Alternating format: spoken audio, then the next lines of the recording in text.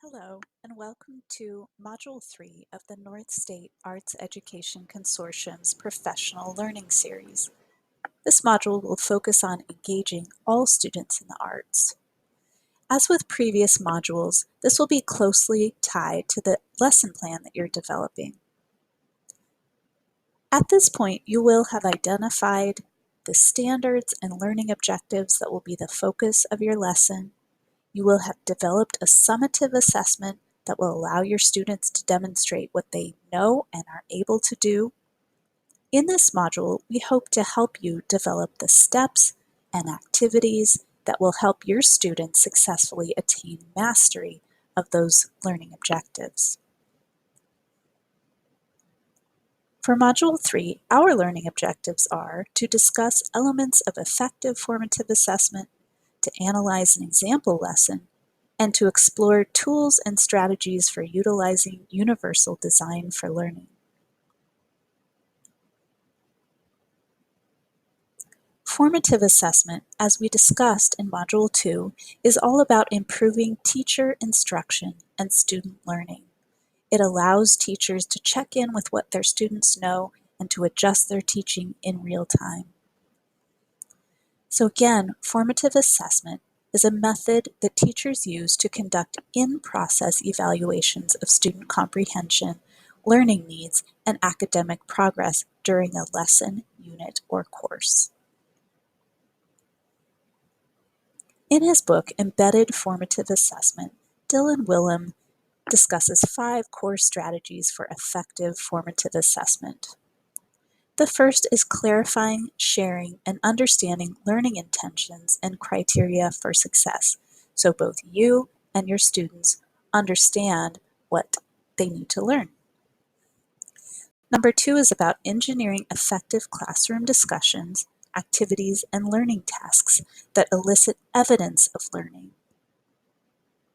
Number 3 is about providing feedback that moves learning forward. In order for students to learn, they need to get feedback from the teacher that is specific and actionable. Number 4 is about activating learners as instructional resources for one another. In the last module, we talked about peer assessment. This is a way that students can help each other learn. Number 5 is about activating learners as owners of their own learning. In the last module, we talked about self-assessment as a way of helping students understand what they know and where they need to grow.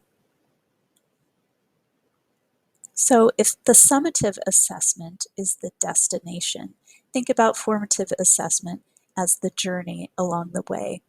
And our job is to help all students get there successfully. Here are some examples of formative assessment.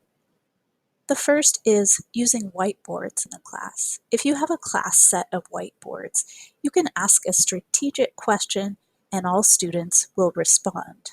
For example, in my ceramics class, if I ask students about a great way of connecting 2 pieces of clay, they might write down slip and score. When they hold up their whiteboards, I'll be able to know if they know how to connect 2 pieces of clay. If they have a different answer that's equally viable, that will be help in my understanding as well. If they have an incorrect answer, that will let me know that I need to do some reteaching with that student. Another example is thumbs up, thumbs down. This is a quick way to check in with understanding with your students. For example, if I ask my students how comfortable they would be sharing the order of the colors of the rainbow with a partner. Thumbs up if you feel very comfortable. Thumbs down if you don't really feel comfortable and you need a bit of reteaching. That will allow me to quickly check in with what my students know. A third example is randomization. Instead of calling on students with their hands up, you can write down all your students' names on 3x5 cards or popsicle sticks. That will allow you to call on them randomly, and it's more engaging for students when they know that they could be called on at any time. Next up, we'll talk about explicit tools and strategies for using formative assessment. We'll also talk about tools for using universal design for learning as a way of engaging all students in the lesson. Stay tuned.